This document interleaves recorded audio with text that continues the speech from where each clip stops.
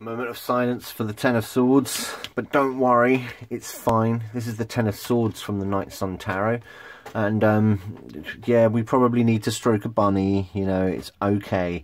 This again, I don't know why I said again, but yes, the image is very similar to the what we understand for the Ten of Swords.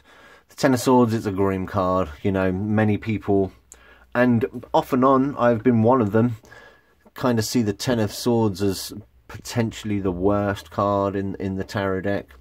I say off and on, you know, I do change my mind every now and then because there are positive messages from all the cards, I mean, once you put it into context.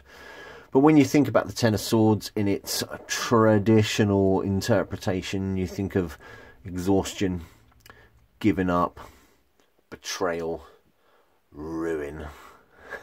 I love that. I love the top description, ruin, and pain, of course, and pain.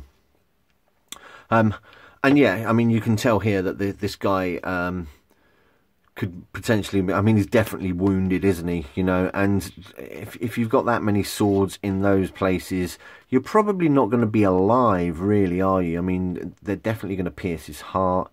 They're going through all his major organs here. How he's still standing, I don't know. However, I think it's important to note that he is still standing, which is interesting. So, yeah, I mean, I think I've got a big video out there about the Ten of Swords. There's a lot of depth and meaning to it. However, I think the focal point here, especially with the Night Sun, is astrologically is the Sun in Gemini. And look, there is a big sun behind him. And it is bright, you know. I mean, I like to think that it's a sunrise in the Ten of Swords as well. You've gone through the trials. You've lived and died by the sword. So a new cycle is about to begin. Now, astrologically, the Sun in Gemini, I think, is quite interesting because the Sun is 2 signs away from his natural house in Leo. It's also 2 signs away from Aries, where the Sun is exalted. And so he's kind of sort of stuck in the middle of the places the Sun likes to be, in 2 minds, if you like, which is a very Gemini trait, if you ask me.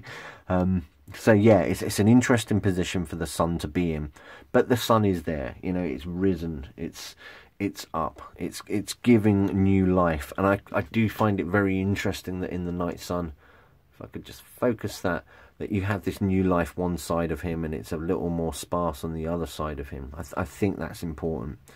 I also think it's important that, you know, he is bloody and dripping. However, if we were to think about some of the keywords in the Night Sun book, so it tells us that the Ten of Swords is about evolution. Indeed, yeah, cruelty, resignation, and solitude as well. But evolution, I think, is the strong buzzword, if you like, the one that we should potentially focus on. I mean, no doubt, you know, this card comes out and you're like, ouch, ow, no, stop the pain.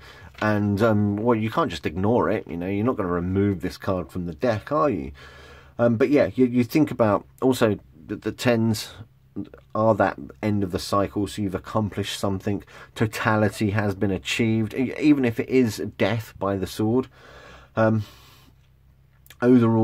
Overall vision as well, but yeah, the beginning and ending, or rather the ending and the beginning of the cycle.